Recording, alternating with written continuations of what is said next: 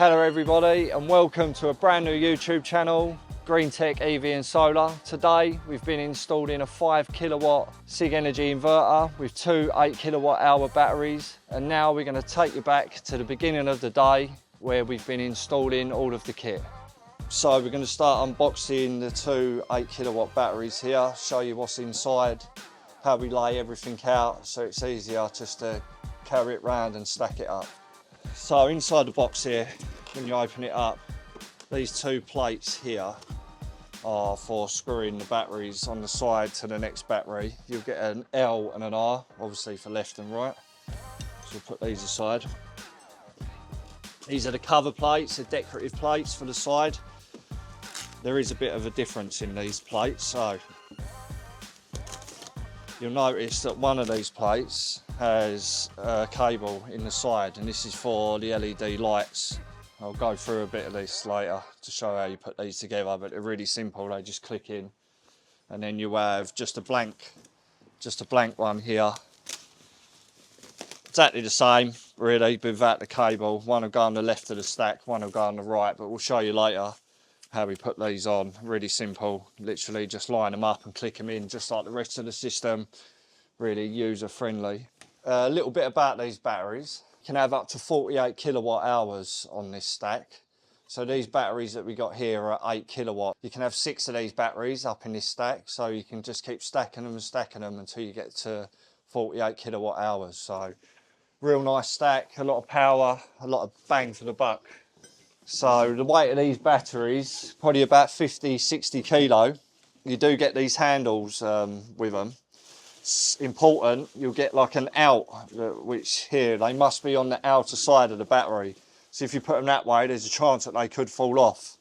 So save your back, use your legs. Make sure you've got 2 people to help you lift it out, and it should be pretty easy from there. Ready?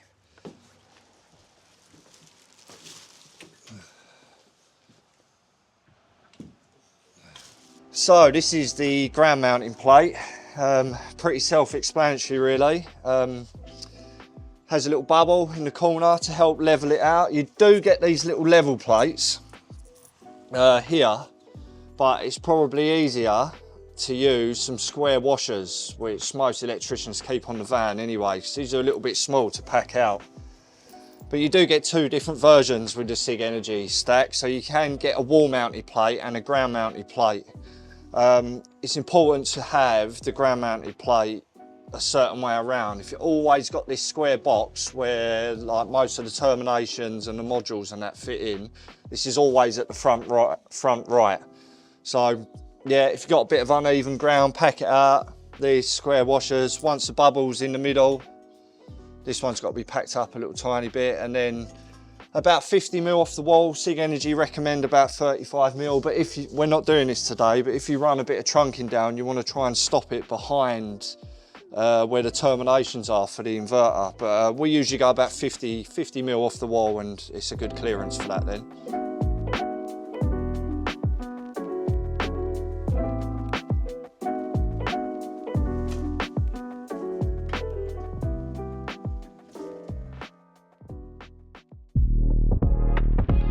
So now Dan's put the floor plate in and the first battery's now gone in. We're going to take you through some key facts of what sets this system apart from the rest on the market. So this system has got an AI integration, so it's a smart system, always learning how you use power, learning about itself. So that means the system is constantly learning and adapting to how you use power, how you charge, how you distribute power around your home or business. So also another good key feature of this system, it has warming cells inside the battery. So when the temperature goes below 0 degrees, it'll have cells inside which will kick in, just start warming up the battery, and then it will give you like the best performance that you can get. Because we all know, we've all started up an old diesel van in the cold or an old car. Batteries don't work very well in the cold, so this will just keep it at a nice temperature to make sure you get the best performance out of this system. Also, this system is super safe, has fire suppression inside the battery, so if there's any problems and you get the swelling of the cells or it's overheating or anything like that, this will suppress the fire inside the metal case. So it is super safe. One last thing I want to mention, this system has whole UPS backup. What UPS stands for is uninterrupted power supply. So that means if you ever get a power cut or anything like that, this will switch over and power your whole house just from the batteries. So now that's all explained and I've taken you through that. We'll get the second battery stacked up on there. You'll see on here that they have these battery terminal connections which just slot straight on and keep stacking on each other, which makes it super easy and super installer friendly.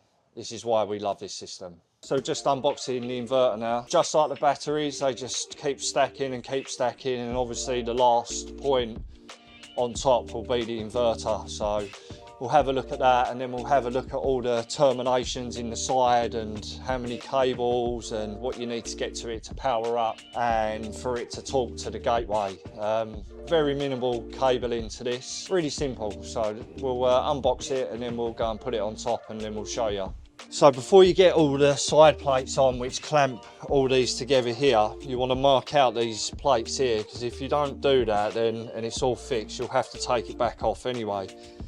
So we'll get these plates on first and then what we'll do is mark up where they're going to finish and then fix this to the wall so then it's got no way of tipping over. Another feature about this system, it's completely waterproof. Sigenergy have done tests with these where I've seen them in a swimming pool, completely covered in water, but they're IP67 rated, so you never have to worry about ingressing water or dust or anything like that, so they're completely safe outside. So just a little tip, before you do put the side plates on, which I will put on after, it's best to mark these brackets up, and then we're going to mark it up here with the old trusty marksman. And then we'll take the inverter back off and then we won't have no fixings that go in at an angle. They'll go in nice and straight and keep it solid. So just a little tip there for you when you are mounting up the inverter on the top.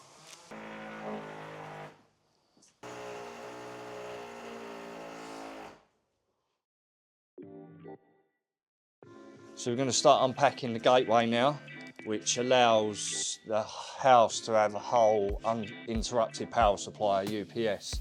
So I'm going to unpack it now. We'll take the front off and I'll show you what terminations go where and what's inside. Again, it's really simple to wire, but it can be a bit daunting when you open it up at first because there's so many terminations. But you know, like anything, once you've done a couple, it's really easy. So I'll unbox it, we'll take the front off and then we'll have a look at the guts inside.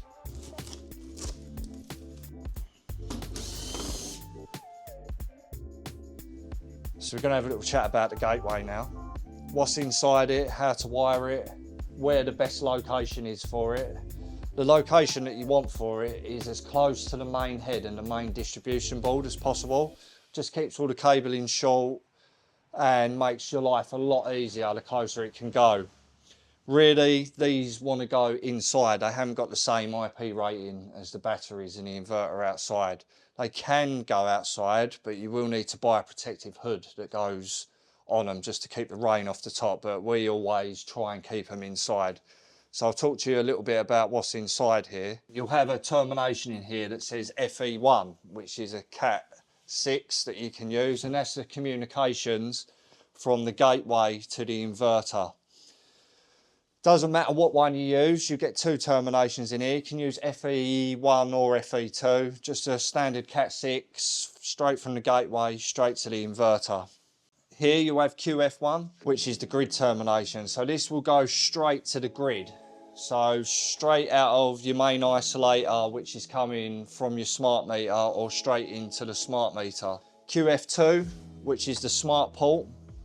We don't use these often, but this smart port is for a backup generator or anything like that. So if you want to wire a backup generator onto your system as well, that's where that will be terminated. And then at the bottom, you'll have QF3, QF4 and QF5. These allow for the terminations of 3 inverters. So we're only using one inverter today. You'll have a 63 amp, which will be, you know, for a larger inverter, 10 kilowatt and above.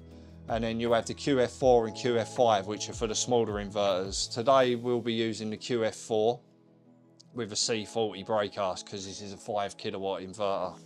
And then you've got the backup, which is here. So today on this installation, we've got 2 fuse boards which power this house. So this termination here will go straight into the Henley block, which is constantly live, which will be powering the both the fuse boards, and in the event of a power cut, that will instantaneously flip over by pulling in one of these contactors, and you'll get an uninterrupted power supply. You wouldn't even know that it's flipped over. So also as well, you do get a schematic diagram in here. Sometimes that can be a bit challenging or a bit daunting to look at, but everything's labelled in here. You also got an earth bar at the bottom, you know, which is pretty self-explanatory. All the earths must go in there, but you do have also a little ground. It says ground on here, which is not the terminology we usually use in the UK. But make sure that you've got like a fly lead, a 16mm earth that's connected straight up to this earth bar here. What we'll do now is we'll mount up the gateway, and then we'll get it up on the wall and start terminating.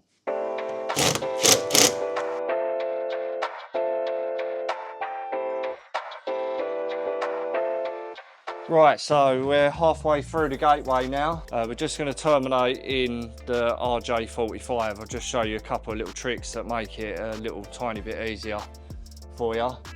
RJ45 goes in FE1 or FE2. It doesn't really matter which one it goes in. So we've already stripped it back. Easier to use a pass-through crimp than a closed-end crimp, just makes it a bit easier. And get yourself, if you haven't got them, some these Klein tools, RJ45 tool basically. So, little trick, instead of untwisting all the pairs, which takes ages, you can just undo the bottom, and if you get a tiny little flathead screwdriver inside it, you can just pull them all the way through. So it saves unraveling every single bit. Get the pairs and just straighten them nicely all out through your fingers. The more you prep this up, the easier it is to get in the pass-through crimper. So just take your time, run your fingers along, get them nice and straight. Might take 2, 3, maybe 4 times to get it through. On these crimping tools here, it actually gives you the wiring diagram on here. So if we turn it up that way, it'll make it a little bit easier. So you have A and B. Easiest way to remember what we use in this country is A, we keep for America, and B for Britain. So just remember, always keep to B, and that'll be for Britain. So the best thing to do is to try and line up all the terminals first, get it nice and straight, and you may have to snip off the ends to get it through. So always just follow these colour codes, try not to get them crossed over. Sometimes it can be a little bit tricky, a little bit fiddly. We'll just start passing them through. You can do them all at once, but for the sake of the video, I'm going to pass them through individually or a pair at a time. So once they're all in, check the ends, make sure they're in the right order, which these ones are. Get them nice and flat, and then just edge them through. Keep it nice. It should just go through quite easy. Put them up to there. Get your tool. Pass it through the cutter at the top, or the crimper, as you like. It will have a blade at the end that will just trim it all down nice and neat. Yeah, so pass it through, crimp down. It will trim off the excess cable at the end. Again, just double check that it's all in the right order. It can correspond with what's on your tool there. That's all good. That's ready to go. So it's really important when you're doing RJ45 connections that you've got a LAN tester. Sends a signal down the cable basically, just to check that everything's in the right order. The lights will correspond at each end, 1, 2, 3, 4, 5, 6, 7, 8, and that represents every core basically that's inside there. So we'll plug in here, and then we'll go and plug in at the other end when Dan's done that, and we'll check the cables all okay.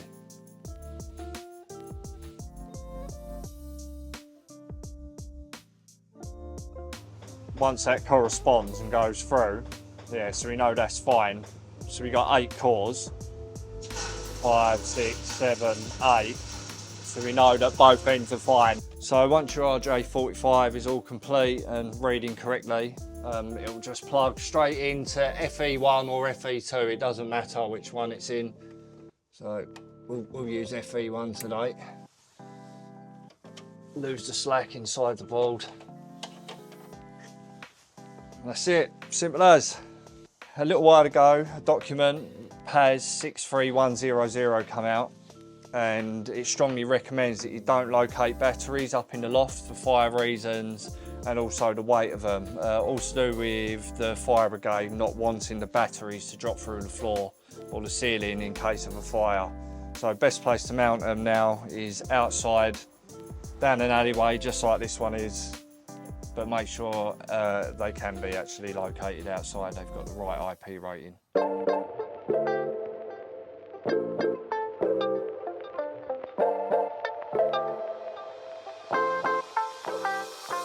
In this house here, it's a PME system, or also known as a TNCS system.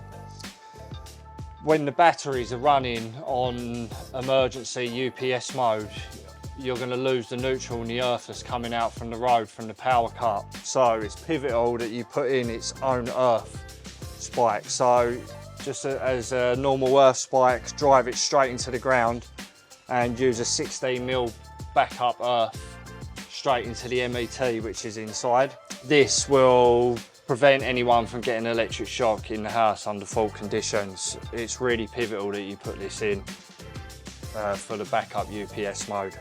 It is needed 100%. So I've been indoors wiring up and mounting and sorting out the gateway. Dan's been out here building up the stack and getting all the cabling that's needed to the inverter to make it talk to the gateway to power it up.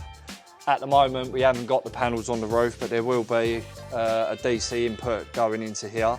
So now what we'll do, we'll just go through all the terminations and the bits that's inside the inverter to make it work and power up. So what I'll do is I'll start from the top. Up here you have the DC isolator, which is to isolate the solar panels up on the roof. Here you have the two DC inputs, two MPPTs. Here you have the Wi-Fi stick for the booster. Here you have the dongle to gather data. Here you have the AC input, which is coming from the main isolator here. Also here you have the Cat6 input, which is the comms cable, which is talking back to the gateway. And also you have these LED inputs here, which is for the LED input down the side. I'll show you how this plugs in and stacks up, but really that is it to it. That is all you need in these inverters to make them work. Really simple, really installer friendly and user friendly. That's why we love installing these kits. So with the LED decorative lights that are on the side, you'll get both these inputs and outputs. This top one here is the input on the side of the inverter to give the LED lights power. So really simple, just a 4-pin plug that screws in on the side here. And then also you get these little plugs here that will just clip and just keep stacking up as you need them. These little side decorative plates, there is screws inside, but they're already sort of 5mm out. All you got to do is really just line them up with the holes that go here. Give them a good whack on the top. Make sure it's all lined up. And that is it. Simple as. Now everything's complete. We've completed our R1 and R2 dead tests for the cable that's powering the system. Only then should you be ready to turn on. So now what we're going to do is we're going to power up the system and start commissioning. It may take 30 seconds or so to turn on. The LED lights should come in on the side, and also you'll see this start to flash. All you need to commission this system is a good Wi-Fi connection and your iPhone. Now everything's turned on, all you need to do is download the My Sigen app, or My Sigen as we call it, and we'll go on the plus button here, and then you have a QR code which is on the side here, and then scan the QR code which is at the top. There is 2 QR codes in here. Make sure you use the one that's at the top. So it'll ask you to connect it to the internet, so you can connect it to the Wi-Fi hotspot. and it should take you through a sequence of 5 steps to get it online. It should only usually take about 10-15 minutes. So excellent, now we're connected. So at the bottom now it will say continue to commission. Press the continue to commission, and then it's going to now take you through of what setup you've got. So at the top, yeah, residential classic home, that's fine. System location, so type in the customer's address. Total panel capacity, we actually haven't installed the solar PV yet, but I know that we've got 14 445 watt panels going in here, so it's about 6.3 kilowatt peak on here. Fill in the customer's details. So now it's going to ask for a firmware upgrade, so if we press download and install. Now we're waiting for the firmware update to finish. I'll just explain why and what these symbols do on here. So the one at the top is the Wi-Fi connection. The one on the side here with the little sine wave in it, that's the AC connection. The one that looks like a little EV car charger, because that's what it is. We actually haven't got one in these stack, but you can add a DC EV charger into this. The one at the bottom here represents the batteries, and the one on the top left represents the DC input from the solar panels. If any of these are ever out or a different color to the rest of them, then it's probably best to go and look back in the app to see if there's any problems or anything. Now the system's restarted and we can see that the batteries are both in normal. We can confirm that all devices have been added to the system. So now it's just going to go through the parameters of the system. It's basically already all filled in for you. We haven't got an export limitation here, so we can keep that on 0. We're going to set to self-consumption mode, which is so solar to the house first, and then to the batteries, and then back to grid in that order. Off-grid's enabled, so we'll press next. Okay, so now the system's just running a full check on itself, and once this is done, it's done. So that system check's been completed already. Everything's connected. Press next, and that is it. The system is now commissioned. This is the reason why we love these systems so much. Everything just works on it.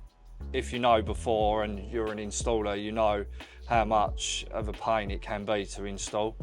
So now we'll just press confirm on the last one, and now we're updated.